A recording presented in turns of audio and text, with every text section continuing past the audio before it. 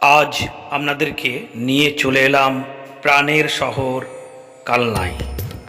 পূর্ব বর্ধমান জেলার কালনা বা অম্বিকা কালনা। দেখতে পাচ্ছেন খুব সুন্দরভাবে লেখা রয়েছে প্রাণের শহর কালনা।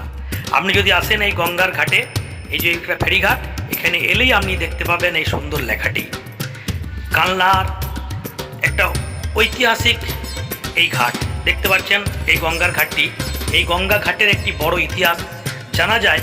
নদিয়ার রানাঘাটের পাল চৌধুরীর বাড়ির দেবীর পাটা ভেসে আসে এই কালনার ঘাটে। তখন এই কালনার ঘাটটির নাম ছিল হপ্তাঘাট।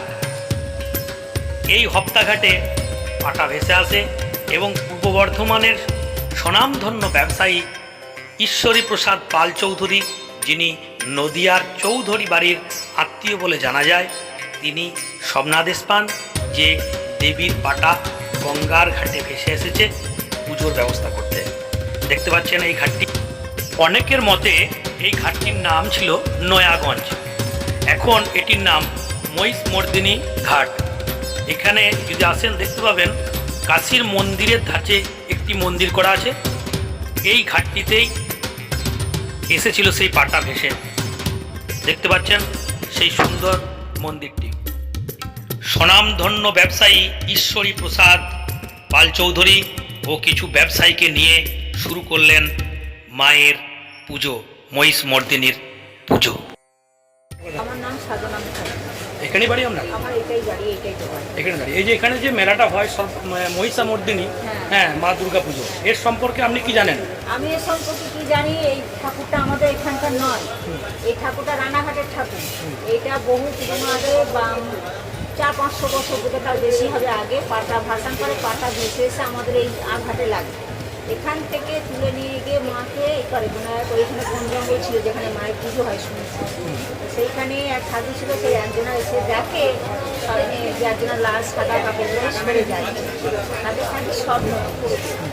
সেই থেকে এইটুকু শোনা আছে যে পুজো আজা পর এরকম পর, তখন সেই থেকে পুজো হচ্ছে।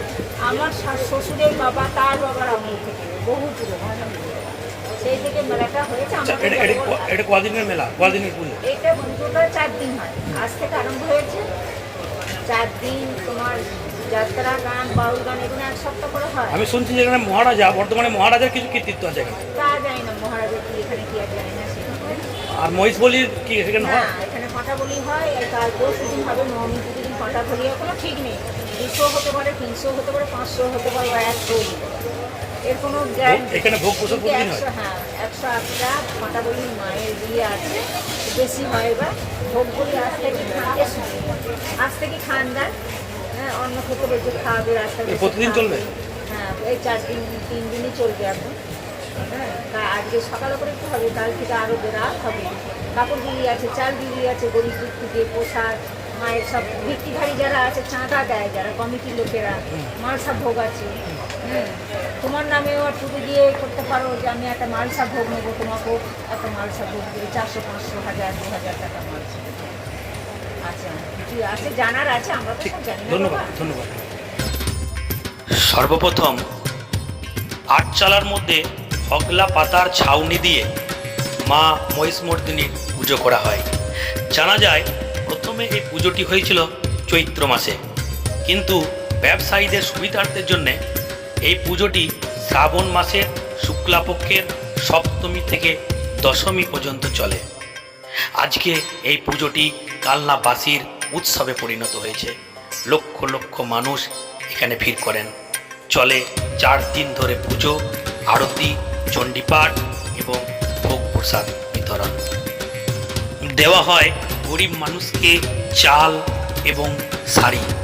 দেখুন হাজার হাজার মানুষ চালের জন্য লাইন দিয়েছে, তারা চাল পাবে বলে। এখানে চাল দেবে?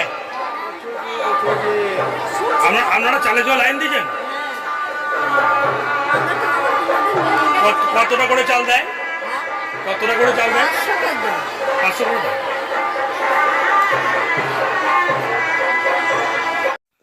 দেখতে পাচ্ছেন চাল নেওয়ার জন্য মানুষের লাইন।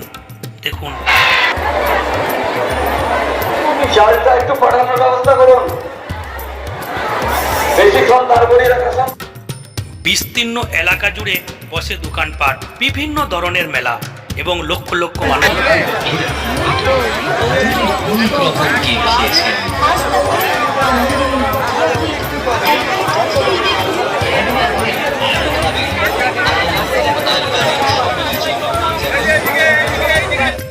এক এক দিকে এক এক ধরনের মেলা দেখতে পাচ্ছেন। একদিকে শুধু নাগরদোলা, অন্যদিকে শুধু দোকানপাট।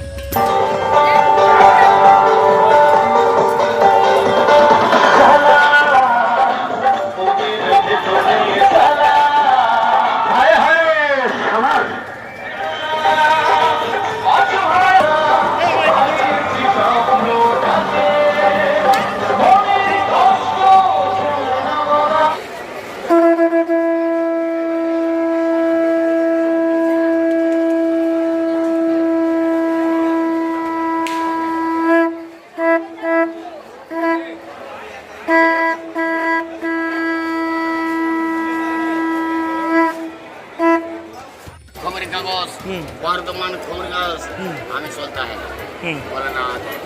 কি নাম সাধু বাবার? আমার নাম হাড্ডি বাবা, এই সাধু বাবার গঙ্গাসাগর থাকেন। যায় কামাখ্যা যায় হোক। 4 দিন ধরে চলে নতুন নতুন নাটক নিয়ে পুতুল খেলা, সুন্দর পুতুল নাচ।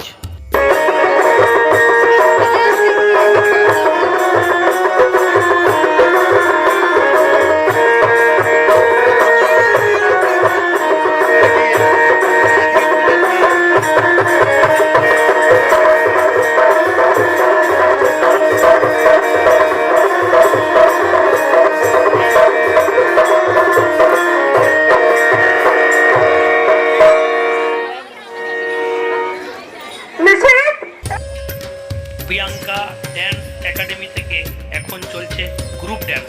দেখুন সেই গ্রুপ ড্যান্স।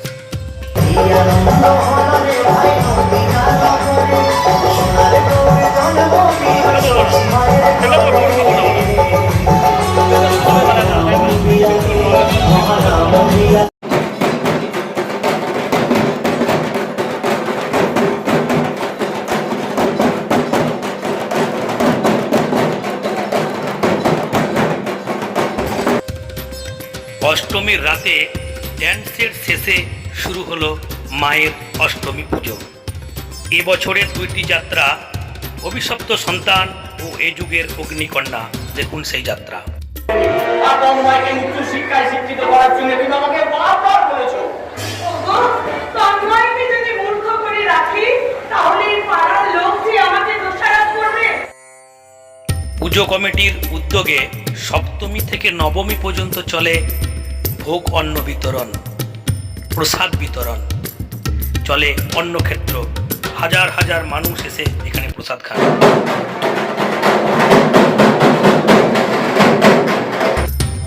নবমীর রাতে দর্শনার্থীদের ভিড় দেখুন, কেমন মানুষের ঢোল নেমে পড়েছে।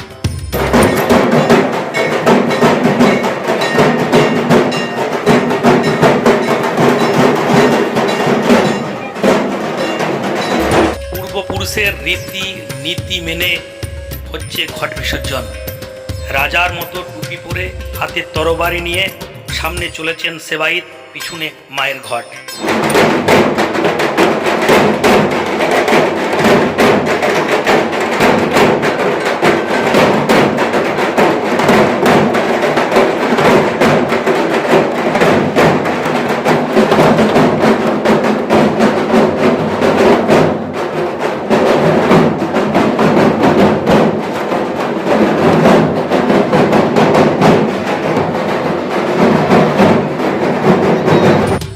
ঠাকুর থাকবে কতক্ষণ, তোমার হবে বিসর্জন।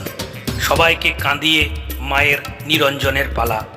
দেখুন সেই মাকে গঙ্গার জলে নিরঞ্জনের আগের দৃশ্য। আসুন সকলে দর্শন করুন।